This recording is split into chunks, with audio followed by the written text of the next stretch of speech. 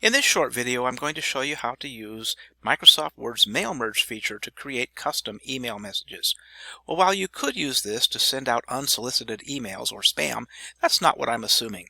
I'm assuming that you have a list of recipients that have already opted in to receive information from you. So perhaps these are club members and you're running a club and you need to let them know about an upcoming schedule change for a meeting, or perhaps they're even customers that have opted in to receive information from you and you need to let them know about an upcoming sale. I personally use this to let students know about upcoming classes in a nonprofit school that I run. Well, the first process is you're going to have a list of recipients.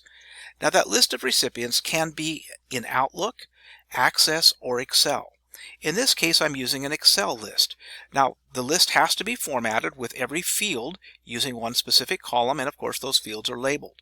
The fields are the pieces of information that I can use to insert into the mail message, or of course in the case of the email address, to send the messages to. So once I have that, I'm ready to go ahead and begin the mail merge process in Word.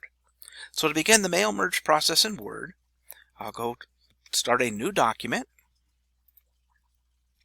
and then I'll go to the Mailings tab. Now from the Mailings tab, I could tell Microsoft Word that I'm creating email messages as opposed to letters, but it really doesn't matter in this case. It's going to format them correctly. The important next step is to select the recipients, to tell Microsoft Word who is going to get these email messages. Now I have the option of creating or typing a new list, and if I do that, Microsoft Word will actually create an Access database. Or I can use an existing list, which is what I want to do in this case. So I'll use an existing list. I'll then navigate into the folder that has my file. Here in this case, I have the email list that I just showed you a second ago in Excel. Now because this is in Excel, it is possible that there might be more than one worksheet, and it wants to ensure that this is the worksheet I want to bring in, and it is, so I'll click OK. Now, to verify that these are the right people, or even to choose which ones get the emails, I can go into the Edit Recipient list, and I can actually make some edits here, or very easily I could turn on or turn off who receives these email messages.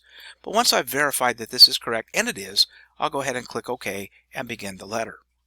Now to begin the letter, I'm just going to start with a salutation of hello, and then I would like it to be personalized, so I'm going to insert their first name right here. Now I'm assuming these people are happy to hear from me, so I will go ahead and put in an exclamation point and just make a very simple letter here. We just wanted to let you know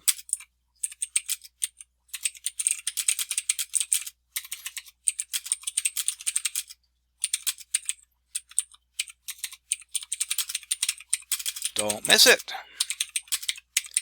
Now, because I can, I'm going to send this email out in an HTML format, so I'm going to insert a picture as well here, just so I can go ahead and make it look a little bit more attractive to the individuals.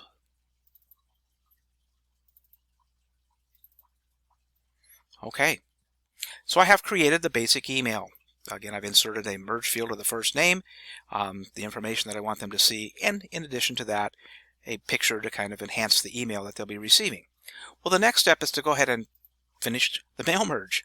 So I go back to the Mailings tab, and I'll click the Finish and Merge, and in this case I want to send out an email message.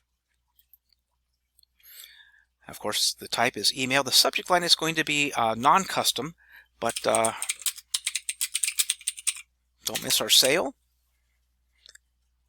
And of course, what field are we wanting it to be emailed to? Of course, we're wanting it to be emailed to the email address field. All right, that's it. It's really that simple. I just go ahead and click OK. Now, this is going to then tie into your email client, which if you're using Microsoft Office is probably Outlook. And if you notice real quickly, you'll notice that the individual names and the letters popped up here. But the next step is to actually go ahead and check. So if I go into Outlook and I look at my sent mail folder, I'll see all these emails that went out, and this is an example of the letter. It really is that simple to send out custom email messages. I hope that you can go ahead and use this, and if you do have more questions or want to learn more things, be sure to check out my website, luthermaddy.com.